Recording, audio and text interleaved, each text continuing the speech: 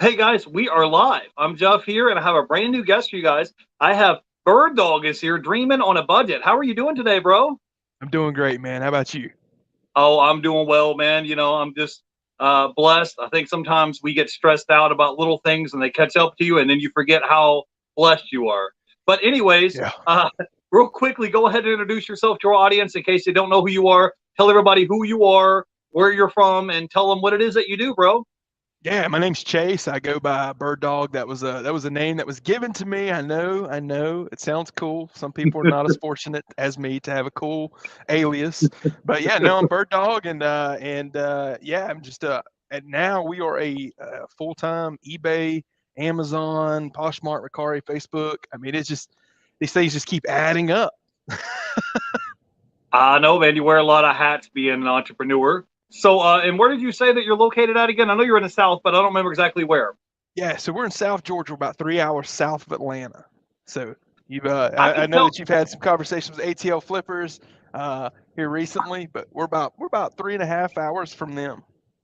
Oh, well, I'm in Tampa, so you're not too far from me. We're probably about 3, 4 hours away from you. But yeah, I kind of Yeah, tell by your accent you're from the South, but I couldn't place exactly where you're from. So we you live in Georgia. You're yeah a full time reseller slash entrepreneur, and you also have a YouTube channel as well. So real right. quickly, tell everybody kind of how you got started into this whole resale shindig because people think that you just wake up one day and all of a sudden you're a full time reseller. And I was watching your channel, and No, you have like 10 years of experience of kind of slowly, gradually building up your reselling business into what it is sticking my today. big toe. Yeah, sticking my big toe in has basically been what it was. Is so yeah, man. We started in 2010. I was a senior in high school at the time. I was buying iPhone chargers off of Alibaba for you know pennies on the dollar, and I was flipping them online. And this is a typical high school student move, because now if you sell a generic iPhone charger and somebody's house burns down, you could be sued. So it's like, you don't know this as a high school student, but I was making really good money and I thought it was really cool. I had a different career path in mind and I ended up going into the military.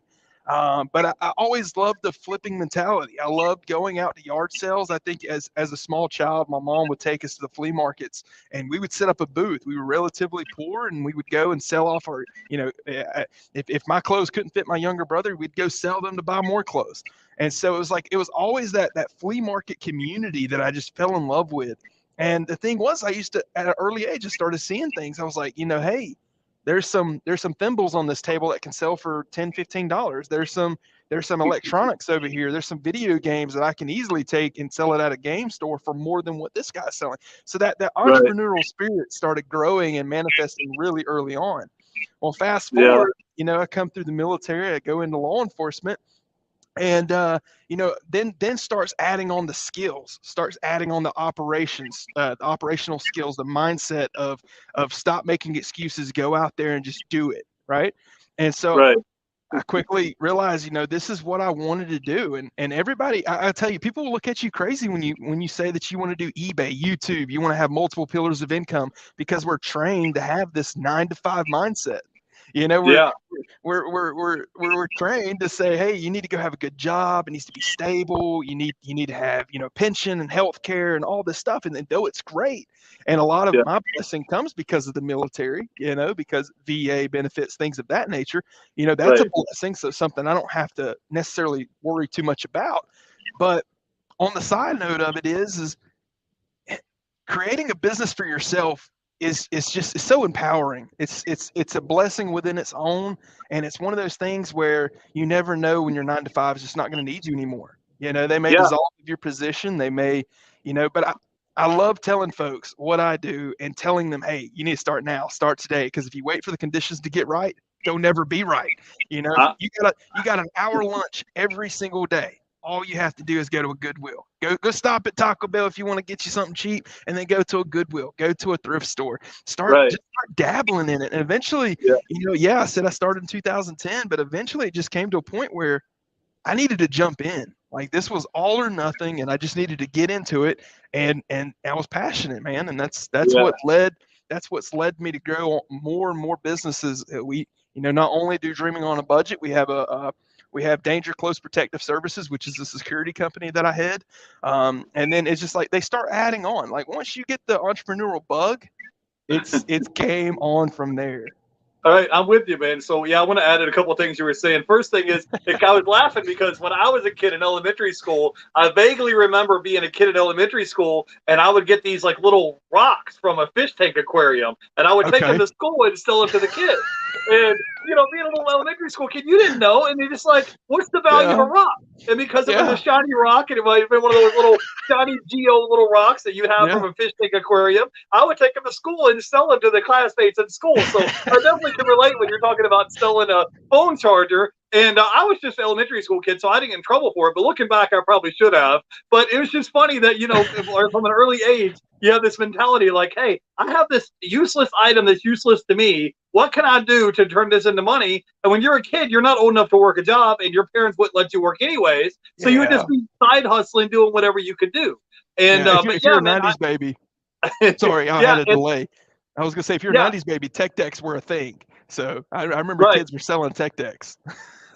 Yeah, for sure, man. Just whatever your little side gig or side hustle was. And yeah, man, as far as, it's very important to have multiple different streams of income. Like you were saying earlier, I had my full-time job was driving a forklift, and I was working for General Electric, and that was my job from 2006 to 2016. And I was there for 10 years. And, everything you're talking about, I had health insurance, I had benefits, I had a pension, 401k, all the stuff they tell you. But in reality, you're kind of in a little box. So what I mean by telling you guys this is that they determine how much money you make per hour, and then they determine how many hours you're allowed to work. And if they tell you have to work a mandatory Saturday or Sunday, or they say mandatory weekends or mandatory holidays, you got to come and work and do what they tell you to do.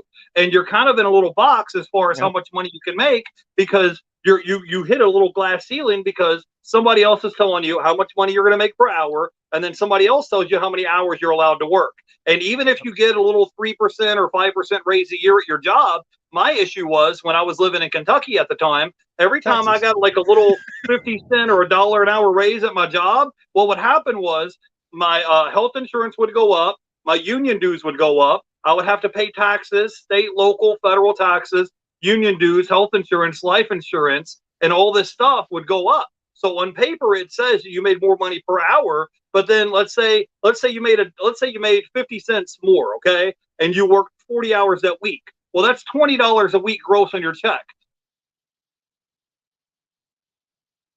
Federal taxes, health insurance, life insurance, union dues, 401k, all this stuff taken out of your check. How much of that $20 are you bringing home? Not enough to even buy a Happy Meal.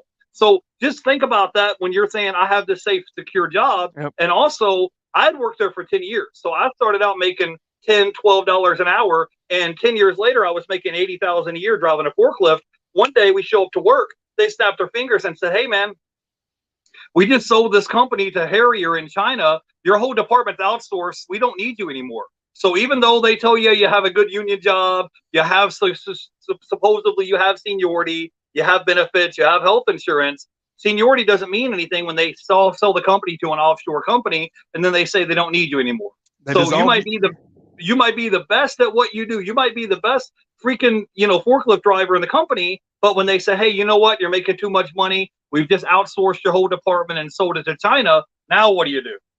So it's just one of those things where you don't want to get too comfortable. You don't want to get too relaxed and thinking, yeah, man, I have health insurance. I have a pension. I have benefits. I have a 401k. I don't have anything to worry about, because sooner or later they can pull the rug out from under you. And now what are you going to do? So I just wanted to get that rant off my chest. Go ahead, Bird Dog. It's definitely needed, because the thing is the reselling community is beautiful. It is it's a wealth of knowledge. It's a community. It's a family.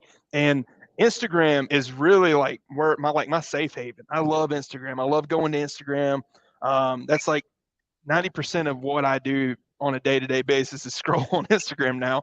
But no, you hit it on the head, because at any point in time, your day job can say, hey, look, we're going to dissolve of your position. Here's a severance check. Here's your severance pay. Or like, in law enforcement, hey, mandatory overtime was a thing. Hey, man, we're short on a deputy. We're going to need somebody to cover this half of the county. You're going to be the one covering that half of the county, and there's no ifs, ands, or buts when a sheriff comes tell you, hey, you're going to work this part.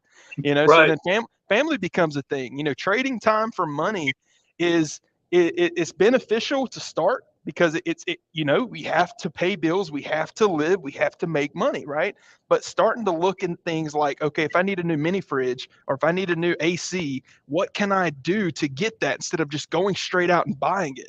And that's been the biggest thing that I've taught my mentees is like, hey, if you need something, stop saying if you got $200 and this mini fridge is $150 for your dorm, why are you going and spending $150 on this immediately when it may not be a necessity at this moment? Go take that $200, flip it, keep flipping, and then pay for that mini fridge. Or you may, like I've gotten into wholesale. We do a lot of pallets now. And so that's what's helped us expand over the last couple of years and even become even allow me to actually go full time. And you may take $200, buy a pallet, and have a mini fridge, and then sell everything on that pallet for $500, and you got your mini fridge for free. So Yeah. it's just like we've got this mentality where this new video game comes out. We want to buy this. We're gonna,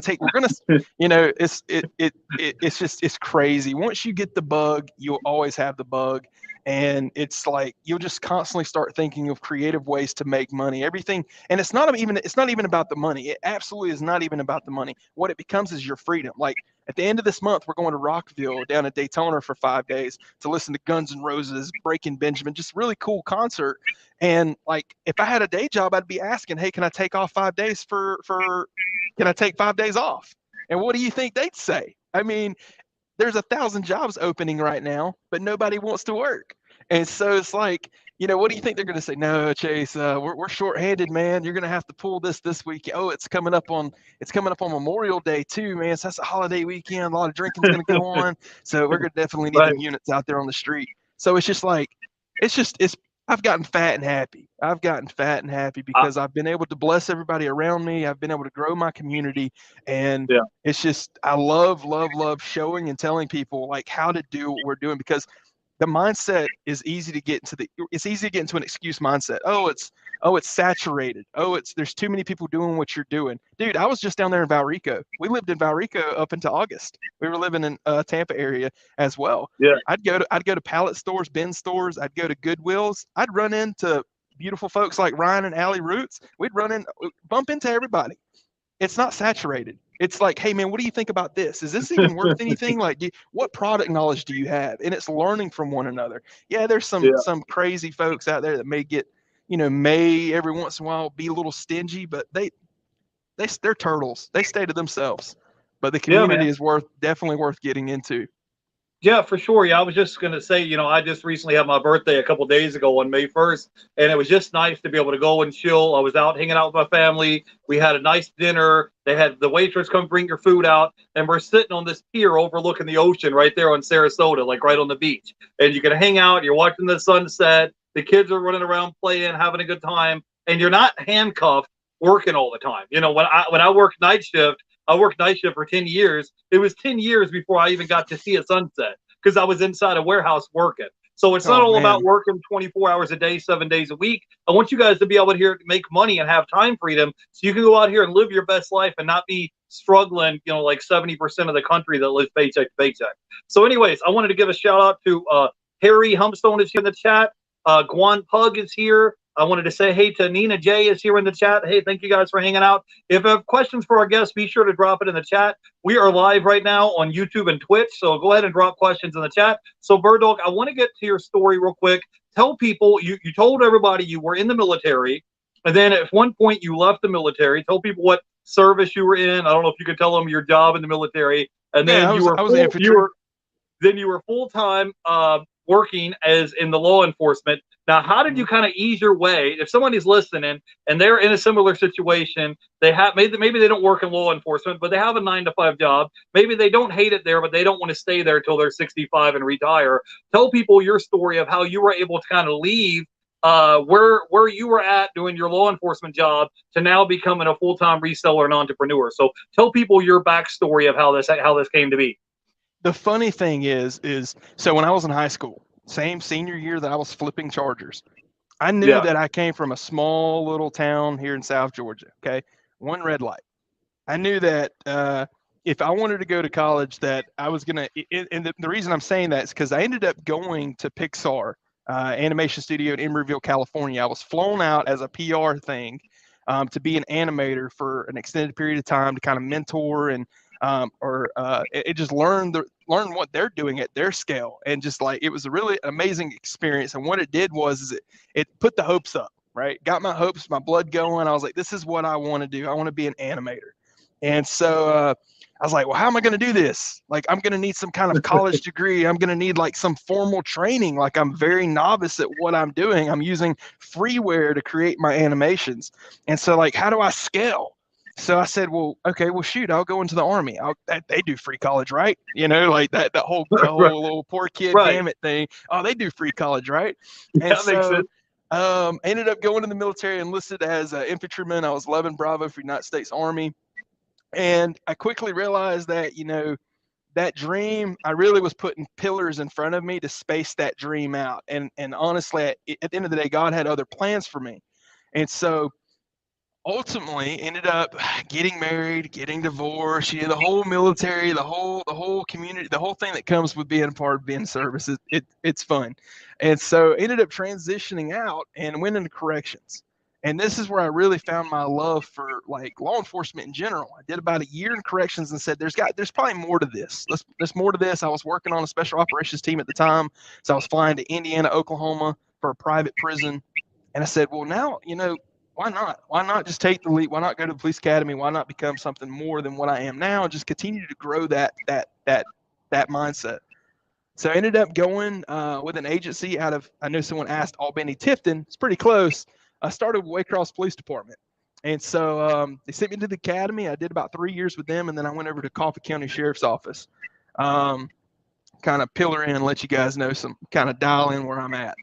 And so, no, I had fun. It was worth the experience. But then I got remarried and started having children of my own. And I was like, man, you know, these little guys are fun to be around. You know, this is my pride and joy. This is my legacy that I'm pushing forward. Like I want to spend more time with them. Like I want to do more things with them. I don't want to have the same lifestyle that I have where it's projects and food stamps and wondering where the next, you know, wondering what bologna sandwich we're going to be eating. And so I said, let's start flipping. Let's get back into it. So I'd start taking all of my spare time and I'd start like trying to find ways to make money. And I've probably did everything that you can think of. And then it dawned on me, why not go back to eBay? Why not just go back to eBay? And so I started back on eBay, started going to thrift stores, started going to Goodwill, started going to yard sales. And then it just grew and grew and grew. And eventually it got to the point where we're like, okay, well now Amazon FBA became a thing. You know, it's always been a thing, but I'm a 90s baby, so it became a thing to me. And so I'm like, okay, so we started again. I already knew the wholesale mindset from doing Alibaba. So let's start doing that. Okay. And so, and mind you guys, I've never paid for any type of courses. I've never paid for any additional training. And not that I debunk anybody that does that. Ryan's got a really great mentor program. Reezy Resale's got a great mentor program. There's a lot of them out there. But I just knew that if you put enough time and energy into something, you're going to figure it out. You're going to bust through those walls. You don't have to spend a bunch of money to figure it out. So 2 years ago, we decided to dive in, and it's been more than a blessing. We last year we did well over 6 figures, and this year we're hopefully in 2 more years we'll probably be a 7-figure reseller, and that's because of Amazon and everything. It's insane. Yeah, I was going to say, I don't mean to put you on the spot here, Bird Dog, but that's kind of my job. So tell people, I saw on your Instagram page, you said you were almost a 7-figure seller. I see your shirt with the commas and all the O's in it. So tell people how much money you guys have been doing in the past, you know, let's say 2021, 2022, 2020, in the past 2 years since you went full time. How much have you guys made in sales? What would say your gross sales number? But, you know, we're counting other platforms, eBay, Amazon, you know, Facebook Marketplace, Etsy, all, you know, Macari, all the platforms that you sell on. What would you say was your gross sales number in the past year? Last year was well over 15K a month. This year we're projected, you know, there's a summer slowdown that comes. You start getting into a rhythm of this data and numbers. It's a numbers game. And so there is a summer slowdown. Obviously, Q4 is usually the best. You know, anybody can jump in Q4 and make really good. You know, Christmas and October, November, December, like the last bit of the year, you can make some really good money. Last year was 15, 20K. We took this name we've started, Dreaming on a Budget. We took this one account in 90 days, made 35K, doing everything from thrift stores, flea markets, and a little bit of wholesale. Very, very little, because I didn't want to discourage anybody in thinking, oh, he has connections. Oh, he can go to a pallet store. I'm in rural Georgia. There is no Goodwill near me anymore. There's no Salvation Army, but 40 minutes away. So, hey, Bird Dog, tell our audience how old you are, because I want them to know. Tell them 29. how old you are. I'm 29. So Bird Dog is 29. The reason why I'm bringing this up, because I just had a guest on 2 days ago, and he was a young guy. He was only 24 years old, and he was doing about 60 grand a month on eBay, then gross sales. At 24 years old, and had his whole life ahead of him. So that's why I'm bringing it up to you guys, that guy can do it. He's 24 years old. I brought Chase on here with me, Bird Dog. He's 29 years old, and him and his wife, he said, consistently are doing around 15 grand a month in gross sales. I want you guys to know that if you just put the work in and roll your sleeves up and do the work, you guys can do this too. You don't need a special college education. You don't need a special license. You don't need a special, degree or certification. You just need a little bit of hustle, and then you're going to learn as you go. That's what kind of like the reason why I don't like putting out any kind of, training course, because I want you to kind of skin your knees and skin your elbows up and make mistakes and learn along the way. Because that tuition of you skinning your knees and your elbows up and saying, oh, I spent $200 on this merchandise and it didn't sell, that's going to teach you way more than you can learn from spending $200 on a course, because you're like, oh, I'm not going to do that again. So go ahead. I didn't mean to interrupt you, Berto, but go ahead and tell the people a little bit about what all platforms you sell on, and give them an idea of kind of what is your niche that you particularly sell on when you sell your products. So I don't have a specific niche when it comes to products itself. I know a lot of guys come in here and they do shoes. They hone in on shoes. They become experts in the shoe space. So they come in and they become experts in luxurious name brands and knowing how to debunk what's a fake and what's not a fake. I don't mentally have the time or energy to devote myself to one category. I think I stay very true to the resale flip game. I get it in, get it out. And, I started in a utility building. I started in a 16 by 30 wood shed with an AC, and we quickly grew. We quickly grew out of that.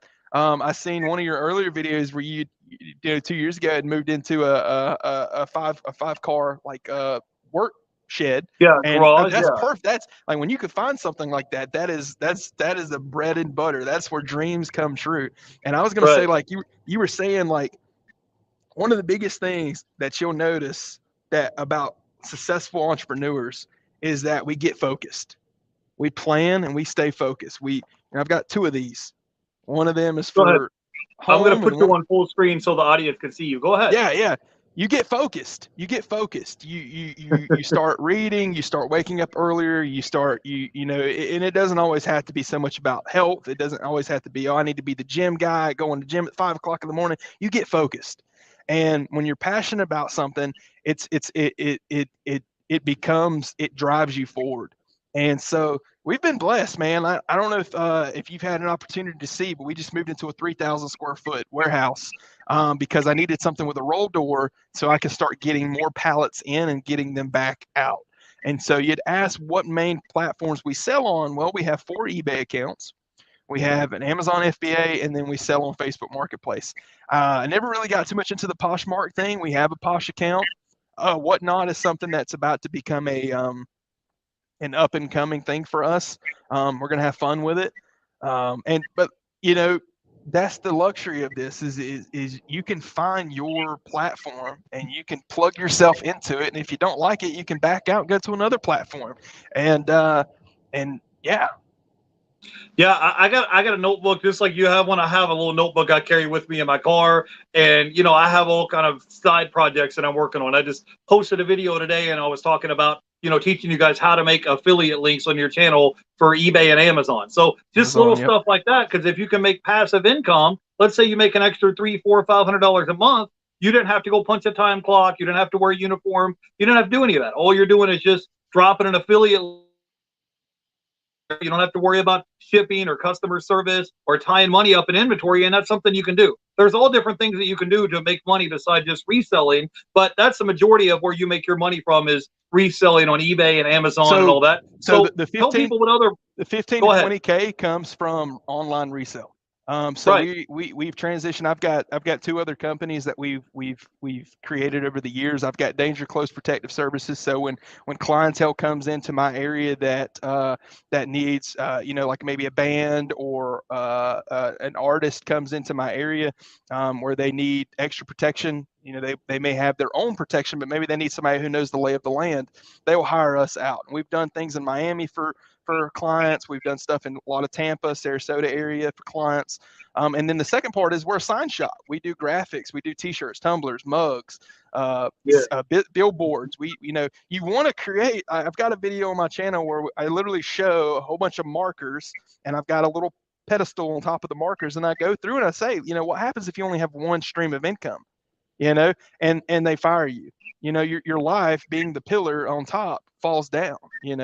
It disrupts your day to day. So starting to slide in. I've done Uber, I've done DoorDash. We do this thing called Hustle Muscle, where we'll do reviews or hustle reviews. I saw your video of you delivering newspapers. Delivering newspapers. I literally got on with the Tampa Bay Times just to quit. Like that is the mindset you want to have. I saw you do that, yeah.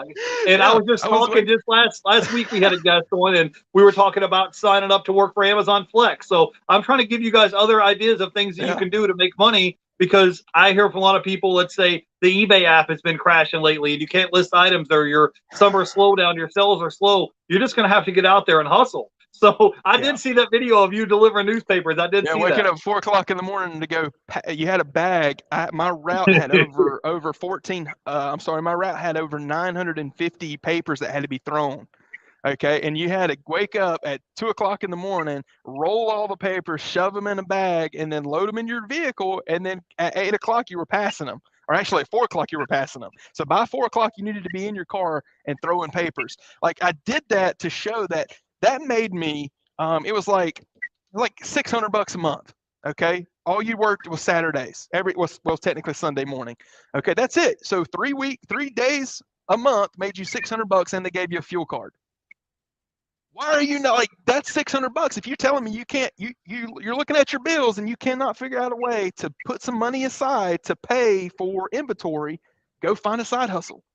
Because when you're watching Netflix at 2 o'clock in the morning, and you're watching your phone to 2 o'clock in the morning, and you're doing, I heard something the other day, and this has been really resonating with me a lot. When your boss man or boss lady tells you, okay, that you need to go take out the trash, you go take out the trash. When your boss lady or boss man tells you you need to be at work at 7 o'clock every day, you're there at 7 o'clock.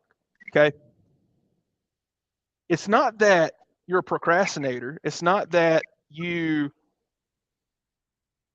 it simply comes down to you don't respect yourself. So when you tell yourself tomorrow that I'm gonna start a YouTube channel, or you tell yourself that you're gonna start an eBay account, or you're gonna start all these little side hustles, and you don't, it's because you don't respect yourself.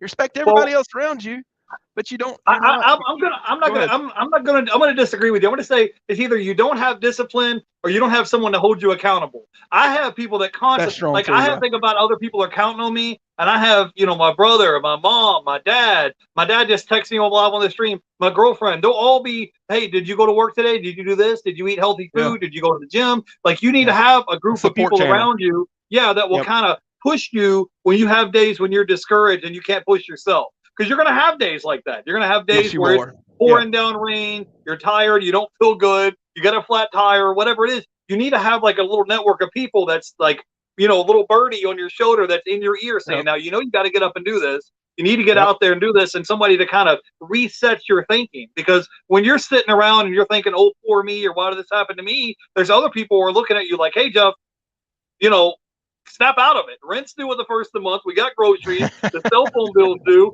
Water and light bill's due. And you're over here talking about you had a flat tire today. Like, grow up. You're a grown man. Get out of it. Snap out of your negative thinking mindset. And if you have other people around you, it's infectious. It's infectious. Right. So you'll pass that on to your spouse, and then it'll bounce back and forth. So no, you're right. You're right. The quote was though is essentially that it comes down to you have a lack of respect. But I believe what you said is even it just adds to it. Something else that is really crucial is you have to have discipline. You have to have a social circle. You have to have folks keeping you accountable. You have to have a purpose. Because if you Right. don't, burnout is real. You know, in this space where you're listing 40 or 50 items a day, burnout's real. Staying motivated to list is real. The fun part is when you go get the stuff, you know, and Yeah. you can agree with that. The fun stuff is when you're out there treasure hunting. It's when you get Right. back to the shop and you're looking at a death pile. Right. For sure. Definitely. Yeah. I'm just saying you guys are going to have good days and you're going to have bad days. And if you have a group of people, whether it's people on the internet, your brother, your cousin, your spouse, you need to have other people kind of in your support network, not to go cry on their shoulder to kind of, snap you out of it and get you back in gear and get you moving again. So just like you said that, you have kids and you want them to have a better life than you had. You don't want them to be struggling and worrying about, the lights being cut off or not having food to eat. So that's kind of your motivation to get out here and hustle. Let me say hello real quick to the people in the chat. Mike is here today. I wanted to say hey to Laura. Laura is here. Anytime Picker is here in the chat. He says, hey, Jeff. Hey, everybody in the chat, if you have questions for our guests, go ahead and ask them questions. We're going to get back into reselling. You glossed over and mentioned that you had a warehouse. If you don't mind, because I try to be open on my channel, if you don't mind, tell people how big your warehouse is and how much do you have to pay like a month for your warehouse. So you said your warehouse is around 3,000 square feet. How much do they charge you for a rent? I'm assuming you pay rent for this warehouse. I do. And then Yeah, I want to talk a little bit about how you source these pallets and what it is that we need to look for. So let's talk about that. Yeah. So okay, we this is just under 3,000 square feet. I'll let you guys see it. So this Go is ahead. just I'll put under you on 3,000. screen. Go ahead. It's just Go under ahead. 3,000 square feet, and it's been a blessing. But we pay. So we actually, anytime you're moving into a big space, let's see. I've got. Say hey, Carrie. He's got his headphones in. Go ahead. Oh, I see him. That's my little brother. He has decided to join on this year with us because we were scaling. But no, we pay $700 a month right now. Okay, that's a good deal for 3,000 square feet. Go ahead. Well, you're in South Georgia, man. So actually, we were looking at. I've got some big plans. I know you want to be the first to hear, but I've got some huge plans. We're looking to do an indoor flea market, not here. There's a 12,000 square foot facility. It's been kind of dormant for the last few years in my area, and we're looking to also try to sell, because a lot of who we are selling to when we do pallet sales is flea market vendors, and so just keeping your circle going. But no, we pay $700 a month right now. And then we did after a year, it goes up to 800 and it stays at 8 for 5 years. And so that's, when you start talking to folks who own these buildings, a lot of times you can leverage. If you just go into with the right mindset, you can leverage and say, hey, I've seen this building's been vacant for 3 years. What are you doing with it? Are you looking for somebody? What are you looking for? They hit you with we want $1,000 a month. They're like, oh, well, right. I mean, it's been sitting, And then you ask, hey, can we do a 90-day roll, 90-day operational, let me get a ramp up period in there. So the first 90 days was completely free. And then it rolls into the 700 and then it scales up to the 800, but it caps out at 8 for 5 years. So yeah, I know this place has been a blessing. I've needed this because essentially, when you get a truckload of pallets, it could be 24 pallets. And, it's pretty difficult to place all of that in, put it out. Some of you guys know what I'm talking about. Or you get this stuff, you go buy U-Haul and you unload it in your front yard, and you're trying to debox everything and put it in the house, and you have to do it. Trying to do that before the rainstorm hits. The rain starts, or if you're in I was gonna say if you're if you're in Florida, we have thunderstorms like every day. It'll be it'll be right. And all of a sudden it'll be sunshine, and 10 minutes later you start hearing thunder, and all of a sudden you're trying to get all your inventory inside for the rain hits. My landlord would kill me if I had 10 big pallets in the front yard. So anyways, so tell people a little bit about where do you source your inventory from? If you get pallets, I know you said you might get truckloads of inventory. Tell people, a little bit about, how they can go about sourcing inventory. What is a good deal to pay for a pallet of merchandise? And let's say hypothetically, if you spent $500 for this pallet, what do you expect to make on it once you get done with it, right? So let's say you bought this pallet, let's say for $500. what do you think they're going to be able to make on it after you subtract your eBay fees, your cost of goods, and all that? So I'll give you the floor. Go ahead and talk about it. That's a bunch to chew on. Okay, so honestly, at the end of the day, this is what has to happen. So you need to start small. Don't think that going into I did a video on this too, where we had an Amazon pallet that was actually given to us because it was from a bin store. So it's basically everything that everybody had already combed through, and it was everything from cell phone cases to a whole bunch of just odds and ends and a lot of food, a lot of trash. Don't go banking your you say you get $200, $300, $500. Don't think you could just flip it into a pallet and you're going to make money. You can, you will, but you won't. Like, I know that sounds contradicting as heck, but my biggest thing is people to start at Goodwill and thrift stores and flea markets. Now, when you start seeing, $2,000 a month in gross income on eBay or whatever platform you're selling for, at this point, it's probably going to be eBay. Then start considering, hey, let me start adding myself to some of these groups on Facebook. Let me start networking. Let me start telling people what I do, because word of mouth is so powerful, and just being open and honest with people about what you do. I know people get so clammed up. They're like, I don't want to tell people that I'm a reseller because they think that I'm just going to come in here and buy something to flip it somewhere else. Every pawn shop in a 40-mile radius knows what I do. I'll still to this day walk in a pawn shop, pick up an item, and they'll be like, "Hey Chase, how are you doing today, man? Hey, I'm doing good, dude. Hey, how much can you get that on? How much can you get that? How much can you get for that on eBay? I think right now I could probably get about $80 for it, and you only want 30. Here's your $30. I'll make my 80. And another part of your question is ask what about like margins, right? When it comes to wholesale, you're really lucky to get a 15 to 30% margin on wholesale. That's pretty much average. I can't tell you what you should be. I can't necessarily say right off like top of my head, like, oh, if you buy a pallet for $100, what you should expect to make.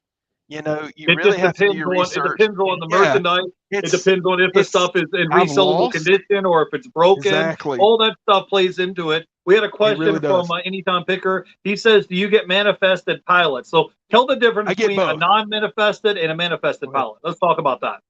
Okay, so manifested means that it's going to come with I'm going to make this stupid simple. It's going to come with a piece of paper with line by line of what the market value of that item is and what is in that pallet. Okay, those are amazing to have. If you go on to Wholesale Ninjas, a lot of times their stuff is manifested.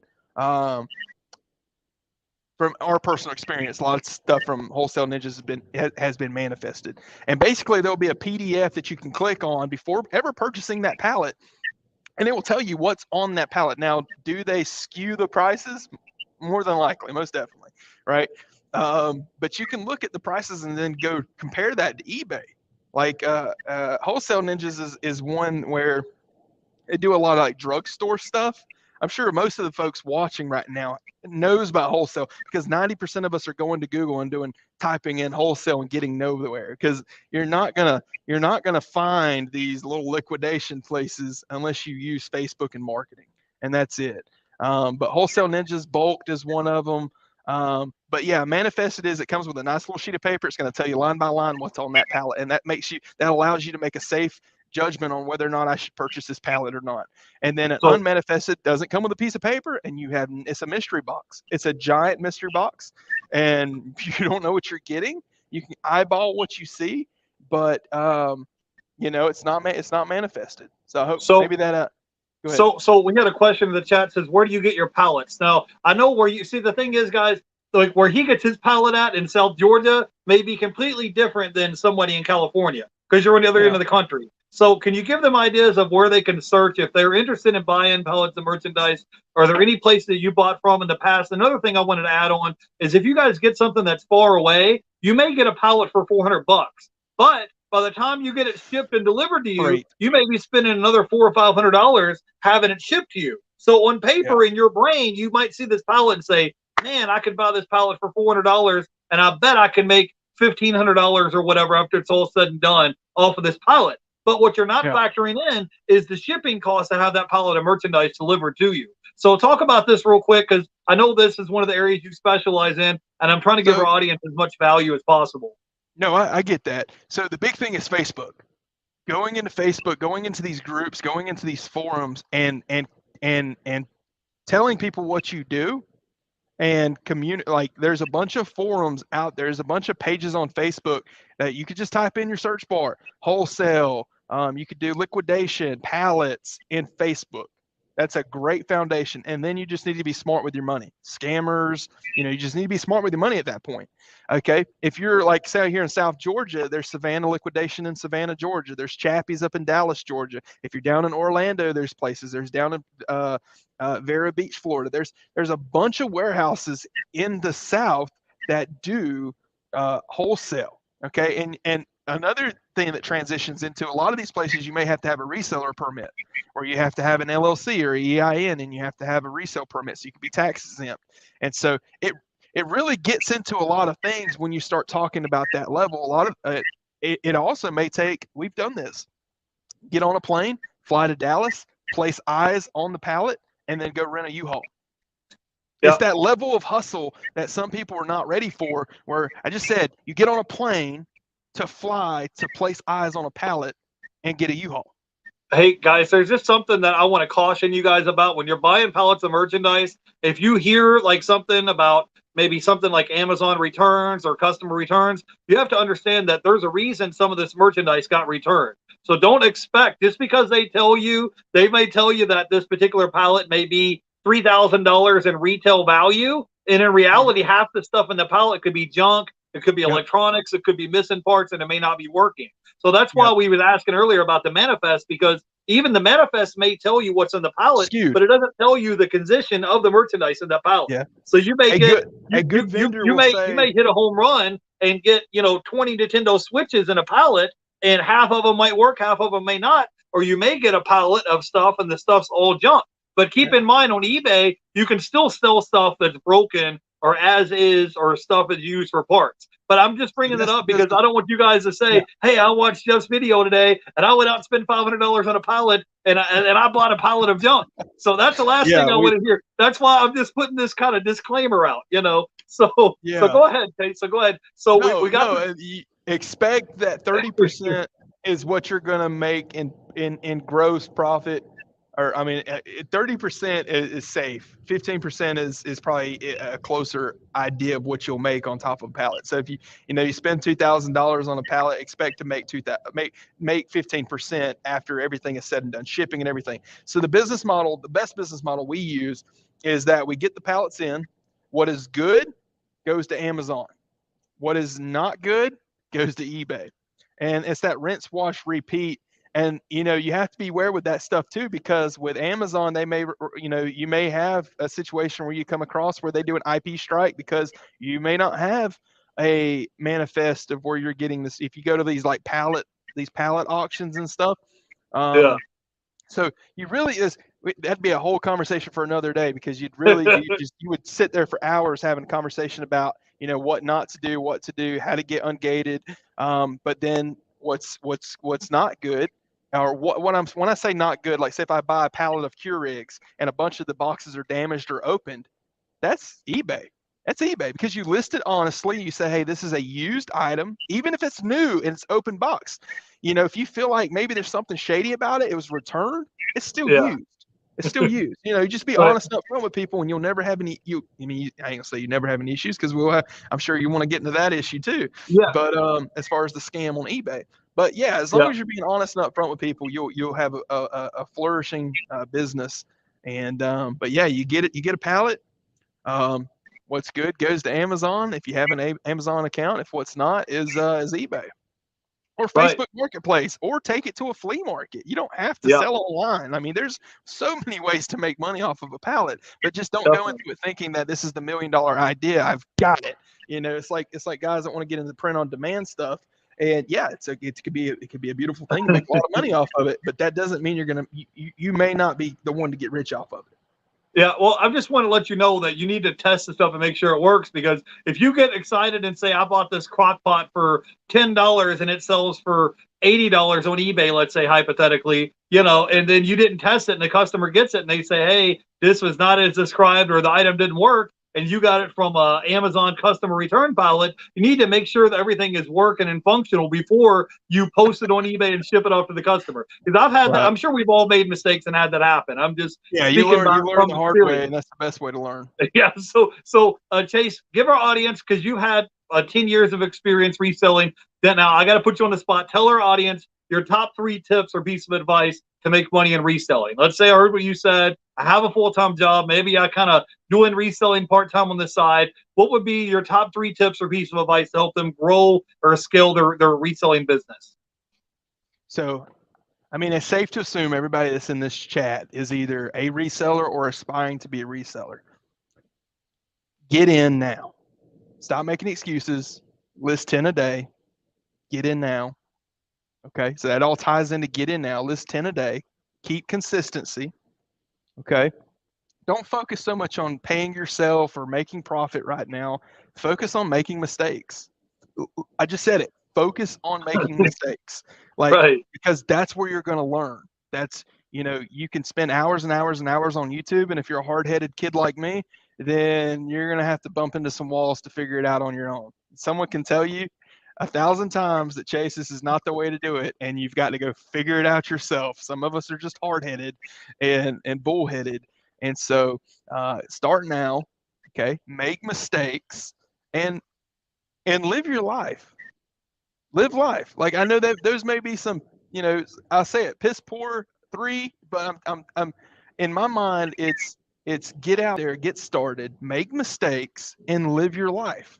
Like, figure out what you're doing this for, and stay consistent with it. Get out there and get started today. Don't wait for the conditions to get right. Don't wait to say, oh, I need to have the space, or I need to have what he has, or maybe she has a she shed, and I need a she shed, and like I need to spend all this money on doing this.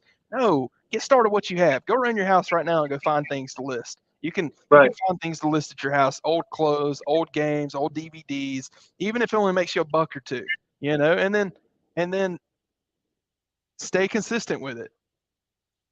Yep. I mean, Rome wasn't built in a day. It's kind of one of them things, like you said, you have to get started, then kind of reinvest your capital back into your business. And then over time, you can scale it and grow it. But I promise you guys, if you go look in your closet, you go look in your garage, you go look in the attic, you'll find some old video games that you don't play anymore, CDs, DVDs, Blu-rays, audiobooks, a pair of shoes that somebody gifted you for Christmas that you never wore. I promise you, if you look in your closet, you'll probably find clothes that don't fit you anymore. Stuff with new tags that grandma got you for your birthday that you didn't like and you didn't want to wear it, but you couldn't get rid of it. Go get rid of it. She's not looking. So she's not don't looking. look. Don't look. Right. So so I want to say hello real quick to Anytime Picker was in the chat. I wanted to say hey to Rampage Reseller. Anytime Picker is here. Jonathan Charles is here in the chat. And Laura is here. Nina J is here, and Mike is in the chat. So, hey, I wanted to talk real quick, because usually I keep our guests on around 30 to 45 minutes, but I saw your video you put out. It blowed up, and it's got like over 8,000 views now in like a week and a half. So tell people briefly what happened to you, and tell them the backstory about this video that you made on your channel. I have it linked down below, but tell them briefly about what happened. Yeah, so no, straight to the point, we got scammed. We had a wholesale deal where we had a bunch of electronics, some sealed stuff. This was a high dollar purchase.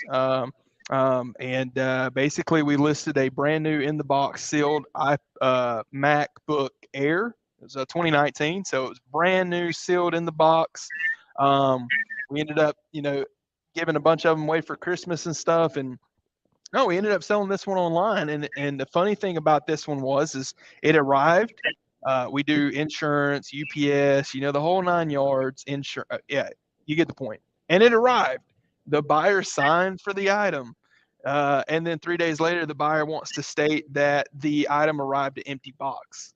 And so in the video, you'll see me say, I wanted to give the buyer a benefit of the doubt. Like, things happen. It was close to the holidays. This is November of last year. And so we like, whoa, what's going on?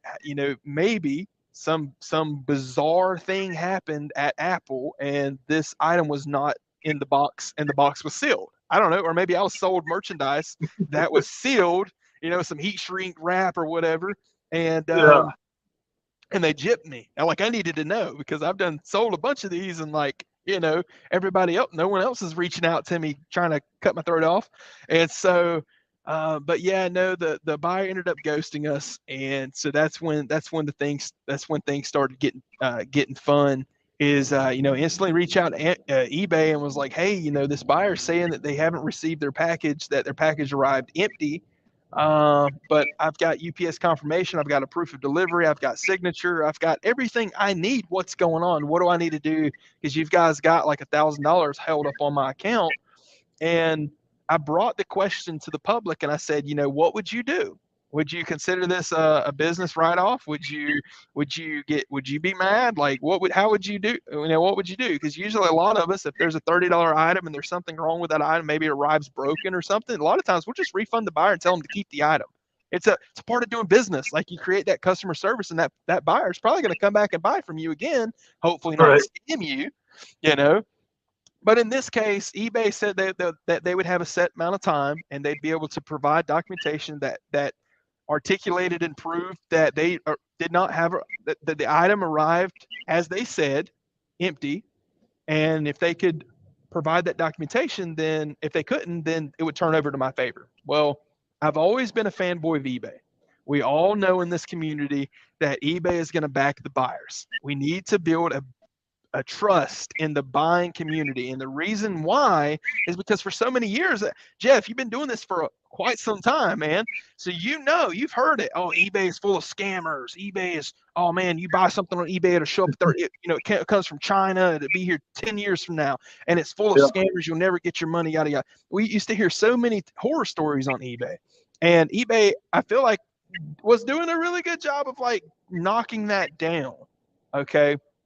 So I was a big fanboy of eBay. I was always the promoter. I was always the one going out there and saying, hey, you need to be on eBay. Well, this incident really, really changed the tides for me. I'll be a hypocrite if I have to be, but it really changed the tides. And the way it did it was 2 hours after getting off the phone with eBay, the buyer submitted a police report. Well, I just said I had law enforcement experience, and I could promise you, if I did a police report for Jeff right now, my leadership would not approve it in 2 hours. Secondhand, you wouldn't get that police report for a couple of days. It'd probably be done by the end of my shift, okay, which is 12 hours, or 16, depending on what kind of calls I'm getting. But Jeff's not going to get his police report till Wednesday, or if it's a Monday, he's not going to get it till Wednesday. Leadership's going to read it. The chief's going to read it. It's a process, right? And so 2 hours after getting off the phone with eBay, they have a police report in hand. And they automatically dismiss this case in the buyer's favor. And at this point, I'm like, what? Okay, dang, someone really, like, again, being innocent, being, in your mind, you're thinking, yo, like, dang, they really got robbed. Like, who stole this package? And so I start doing some research, and I'm like, okay, well, cool. If they live in the city, I'm going to call the PD. If they live in the county, I'm going to call the county. Okay, because that's the jurisdiction. That's who's going to do this report for you. Well, they just so happen to live in the city limits, so I called that city. Sad thing is they were located here in Georgia, the laws that I know. So I called them, and it becomes a Freedom of Information Act. You can request documentation, but if it's an ongoing investigation, you cannot, but you can always add a supplemental to it, meaning that you can put your piece into it. Okay, so I reached out to them and was able to communicate with an investigator, and we found out that no police report had been filed. And to further the story, that the address that the item was shipped to had a long history of scamming, fraud, a lot of drug use, a lot of domestic violence issues in the past. And the most recent police report was done like 6 months ago. So right away, I'm already building a case file. I'm already in my mind writing, taking notes, talking. Every time you talk to a rep at eBay, you need to be writing down, what's going on, who you talk to, what the confirmation code was at the end of the call, and you need to keep a documentation of all that. So I opened an appeal. At this point, I just got off the phone with this police department, and they're telling me no incident report was done, man. So at this point, they submitted fraudulent documentation to eBay. And was able to just scoot by, was able to just, hey, you get to keep the item and you get to keep the $1,000. No, it ain't happening that way, homie. Yeah. And so I reached back out to eBay and let them know what I had discovered, and it opened the appeal. And at this point, it carried on a little bit longer. Well, it became an endless loop. eBay kept siding with the buyer because they had a police report. So at some point, I'm getting super frustrated and saying, listen, if you guys would just pick up the phone, call that agency, give them the case number that you have, that case number is probably for some domestic 10 years ago. So, sorry, I was reading a Don't worry, keep going. So the big thing is you know, they probably submitted a fraudulent case number or a case number from a previous incident. Okay, so after all of that's been said, eBay still continues to side with the buyer. And eventually, after enough calling, enough like figuring out what's going on, and telling eBay, hey, at this point, I've already started my own case number because there's a venue. And we're actually releasing a 3-part series on how to prosecute scammers, US only, and pretty much online. And so the first part of it is you need to go to your agency in your city or county, and you need to file there. They're going to create a supplemental. Whether you're an LLC or not, you're still a sole proprietor, and you still were scammed out of an amount of money. Typically, anything in Georgia over 500 is a felony. So we started with my agency, and then they faxed that police report over to their agency, the PD where the buyer lived, and you're going to do a police report there. So you're going to have 2 police reports, and they're going to merge together to create one case file. And Right. so that's when you start looking at warrant affidavits. That's when you start doing testimonial and evidence hearings and stuff like that. We're going to get there in these videos. I don't want to spill too many beans, but someone's going to jail, and it's going to happen real quickly. Right now, they have some big fish, small fish drug things going on, so they're being held off on. And my piece is just something that nails the coffin in a little harder. But Right. So, to go back and articulate a little more is at some point eBay says, hey, we're gonna give you a one-time complimentary pay. We see that you know been selling since 2010. Thank you for your patronage. Whatever. We're gonna pay you. This is like December. January comes around. I call eBay again. No payment. Hey, we see that this account. By the way, the account I was selling on at this point was the Dreaming on a Budget account. It was a new account. It was for social media. It was to show scale and show growth and show folks they can make some money on eBay. And they're like, hey, we don't see PayPal on this account because it was so new that it was managed payments. It had never been PayPal. So I was like, oh, that's it. That's what it was. That's why I didn't get paid is because, boom, it was managed payments. right. So we added a PayPal to it. 2 weeks, 3 weeks go by, never got paid again, called back. So we found ourselves in this loop where eBay continued to tell us that they were going to give us a one-time courtesy pay, and they never did. And ultimately ended up sending us a letter saying that, hey, your process is a manual correction that's been denied per the buyer's police report. Yep. So guys, we're running out of time. I'm not trying to be rude, but we're running out of time. But if you guys want to watch the whole video, I have it linked down below. You can hear his whole story about what happened. I watched the video, and I was compelled to reach out to you on Instagram. And one of the first thing I told you, I said, "Hey, bro, whatever you do, don't quit eBay just because you had one bad day." And then when you were just we had a dialogue, and I said, well, you know what? Why don't you come on my channel and we'll sit down and have a talk about it? Because I want other people to know that, hey, when you're reselling, not every day is sunshine and rainbows. You're going to have days where you have customers that try to scam you or customer returns. You're just going to have days like that. It happens to all of us. So tell everybody where they can check you out at on YouTube and Instagram so they can go by and follow you. You can follow us on Dreaming on a Budget on YouTube, and you can check us out on Instagram at Dreaming on a Budget LLC.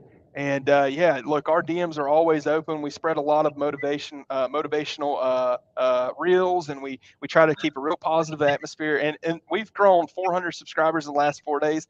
And everybody in this community has just been a big blessing. We hear a lot of horror stories from other resellers from the early 90s. And you know, ultimately our goal is hopefully eBay will just reach out to us and maybe we can solidify this. The big thing is I want you guys to know, though, if eBay does pay us, reimburse us, then we're no longer the victims in this crime. And so the state has to take over the crime because eBay technically becomes the victim at that point.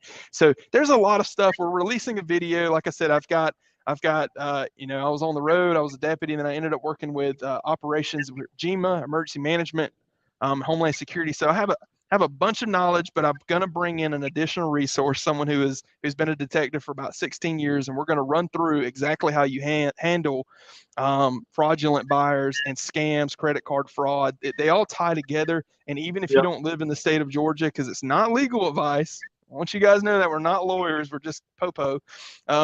We want you guys to know how to at least feel like you know what you're talking about when you go to these agencies and you're like, hey, this is what I need to have done. So Chase, I'm sorry, bro. We're running out of time. I've had you on the stream for almost an hour. But hey, I want to thank everybody in the chat for hanging out with us today. I want to thank our guest Chase here, Dreaming on a Budget. Also goes by Bird Dog. Go by and follow him. I subscribe to him. I follow him on YouTube and Instagram. It's about supporting each other in the community. And I would like to see Bird Dog here hit 1,000 subscribers. So go ahead and support him. Usually I ask our guests for words of wisdom, but I want to give you guys words of wisdom. This is from the Bible, all right? So the Bible has a saying, and it says, rain is going to fall on the just and unjust alike. So just because you're a good person and you're not bothering anybody and you're thinking, why does this stuff happen to me? Stuff happens to everybody. Don't get down and out about it. Don't be in your feelings and say, why does this have to happen to me? Just understand the rain is going to fall on the just and unjust alike. You're just going to have to get, right? You have to cry and you have to get, bloodied up and skin your knees and elbows and need to cry and pout about it for a day or two. Fine. But get up, brush yourself off, and then get back to work. It's going to be okay, So I just wanted to leave that with you as a words of wisdom for today. I wanted to give you guys a quick channel update. I don't have any videos scheduled for Friday or Saturday. I'm going to be a guest on Buffalo Pickers channel Friday night. So if you guys want to come hang out with us, I'm going to be the co-host of Buffalo Pickers channel, Defend the Hustle. I think it starts 7:30 Eastern on Friday night.